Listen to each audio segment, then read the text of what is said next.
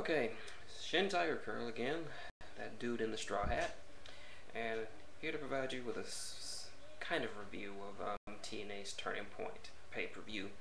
Now I say kind of because I didn't catch the first match of it because I was looking for a stream, and I missed the first match in its entirety, which was Robbie E versus Jay Lethal for the TNA X Division title. And from my friends have informed me, Robbie E is now the new TNA X Division champion.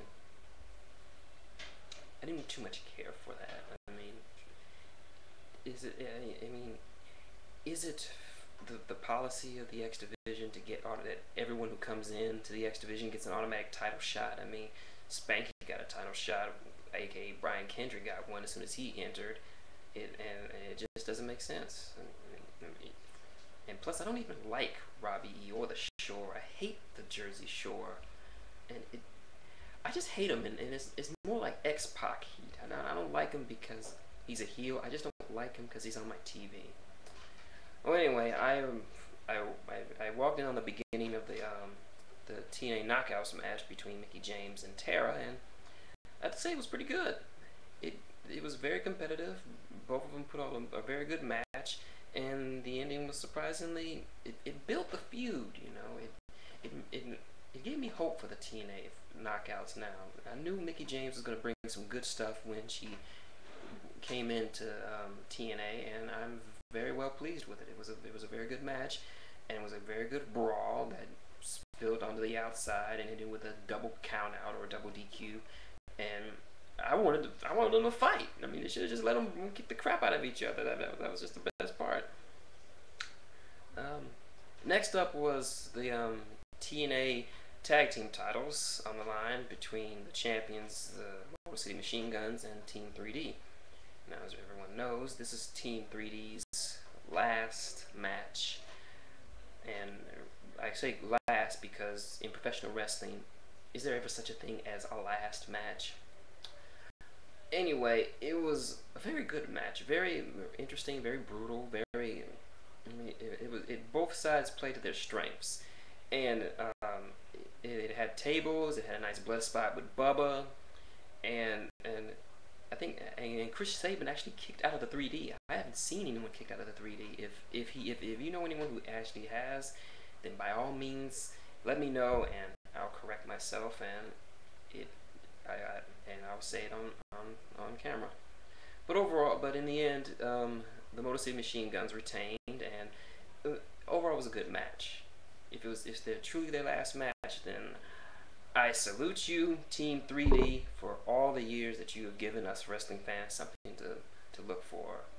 And speaking as someone who went through most of his senior year wearing the lensless glasses, I am a big Team 3D fan, and you guys deserve your retirement, so good for you. Next was a sort of brotherly grudge match between RVD and Tommy Dreamer. As everyone knows, Eric Bischoff has put the idea in his head that one of the members of EV 2.0 is going to betray him, and he pretty much doesn't know who to trust. So Tommy said, well, let's settle it the old way, the old-fashioned way. Let's you and me get in the ring. Let's beat the shit out of each other. It was probably the most EC. As someone else on my home forum of the CBR said, it was the most ECW-ish match that I have seen in a long time. Because at one point, Tommy goes for a splash at the ropes. He hits it, but he fucks up his hand, and he takes off his glove, and he has a bone protruding out of his hand. He broke it, and he was in a lot of pain, and he was basically fighting one-handed, but he still wrestled a match. He still wrestled a good match, and was still cringe-worthy. RVD won the match, and the two of them settled things, and they hugged and made up, and there was that. But overall, like I said, it was the most ECW-ish match to happen in a long time from either company. Next up was Fortune versus EV 2.0. Loser gets fired. Now, I'm not even sure if Rob and Tommy were supposed to be in this match, but it's still 5-on-5 with members of Fortune and members of EV 2.0, Stevie Richards, Rhino, Raven, Sabu, and Brian Kendrick, the the TNA Jedi. The match starts kind of sloppy at first, and Spanky gets taken out of the match prematurely because he tweaked his ankle, which I don't think was a fake, because I know Brian Kendrick can go and it'll be good for this match. But as the match got on, it started finding its groove, and it was actually getting pretty good. Everyone did their own little spots, and it was just enjoyable. But Fortune won with AJ hitting the Styles Clash, a move I haven't seen him do in a long time.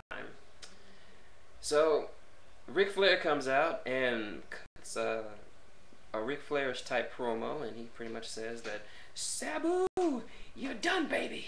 You're done. Woo! So Sabu is fired. The next matchup is the Pope versus Abyss. Now, at this point, I'm enjoying the pay-per-view. It's a pretty good pay-per-view. It's better than I thought it would be. But then the last three matches, they're the ones that really soured me for the rest of the show. Backstage, Pope calls out his congregation, which he looks like he went through South Central LA and just picked up some random black guys and random gang members. And one of them is his brother. I don't know if it's actually his brother, but he looks damn much like him. Then Mickie James and Tara are still fighting. I love that part.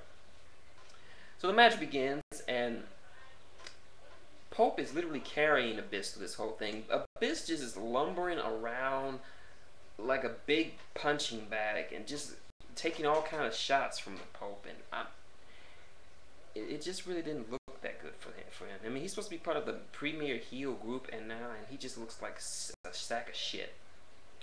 Well, at one point, the lumberjacks throw Abyss back in the ring, and Pope goes outside, and then Eric Bischoff appears, and he's doing the money sign thing, whatever. And then then the Pope's brother hits him in the back, and the lumberjacks turn him and just stomp the shit out of him. Then they throw him back in the ring for Abyss to hit the black hole slam. 1, 2, 3 is up. I didn't like this match because it made the Pope look like shit. I mean, he pretty much ran the whole match. Abyss pretty much just ate punches and kicks and everything else the Pope gave him, and he still got the win. And that's not good. Next match, Jeff Jarrett versus Samoa Joe. Jeff comes out wearing his King of the Mountain hairdo. He says that he's sick of people telling him he's sold out, and he leaves the ring to leave. Joe comes out, and Joe has murder in his eyes, which is a good thing. And Joe just proceeds to beat the ever-loving crap out of Jeff Jarrett.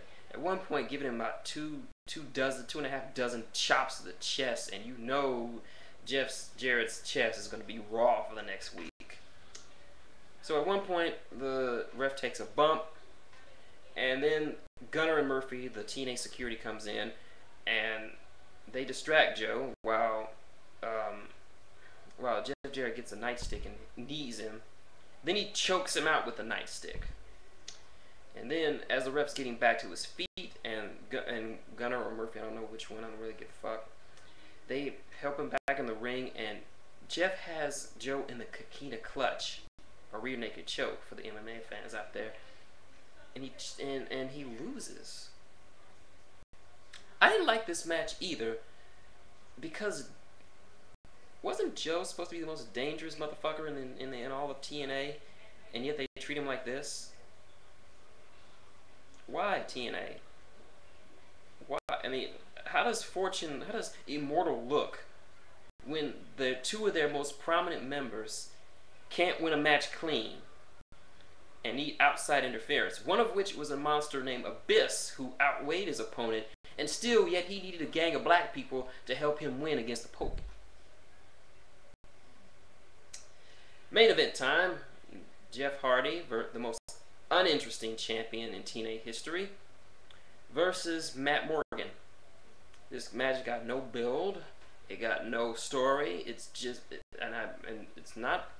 I mean, it's mainly because Mr. Anderson took a wicked chair shot to the back of the head a few weeks ago, thanks to Jeff Hardy not knowing how to swing a chair anymore.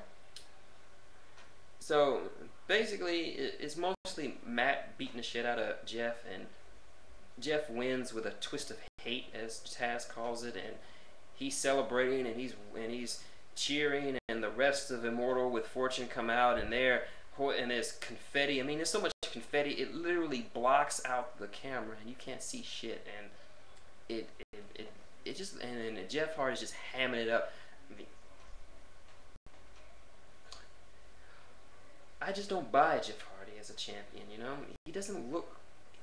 I've never liked Jeff Hardy. I'm sure he's done some great matches. I just don't like him. Don't ask me why. There's nothing about him that appeals to me. And he's even worse as a heel. The so-called Antichrist of wrestling. The fuck have you done? I mean... Okay, so he beat Matt Morgan clean. I mean, it's not like Matt was going to win the title.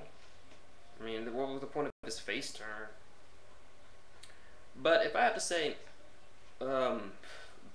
between the Knockouts match and the EV2 in the Fortune EV2 match, it was a good pay-per-view. Only in the last three, when they got into that whole Mortal bullshit storyline, did it really tank for me, because it made Immortal look really weak.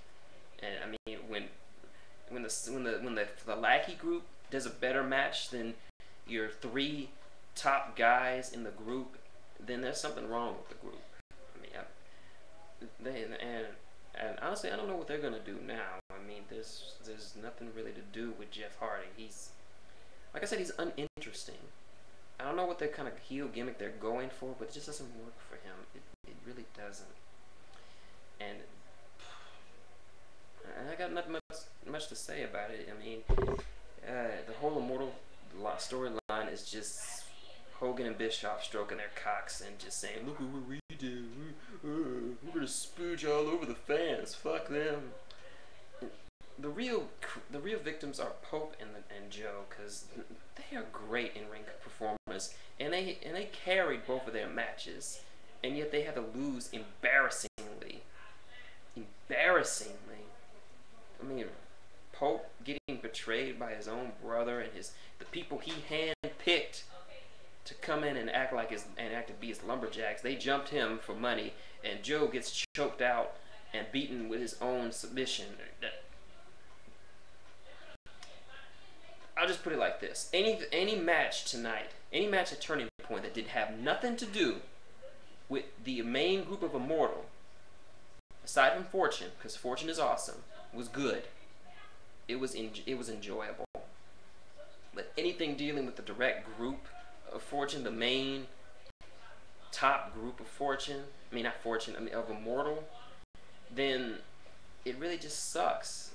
They buried I don't know if you would call Matt Morgan's match a burial, but it didn't really do him any favors.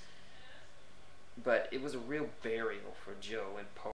I mean, they deserve a whole lot better than what they got. I mean, I heard rumors that TNA is just shitting on Joe so that the WWE doesn't pick him up anytime soon, and that's just a waste in his talent. I mean, I've said it before that Joe, when booked properly, is a dangerous man, and he could pull a hell of a match. If you don't believe me, look up some of his old matches in Ring of Honor, or even better yet, look up some of his old matches when he first got to TNA, and you will enjoy it.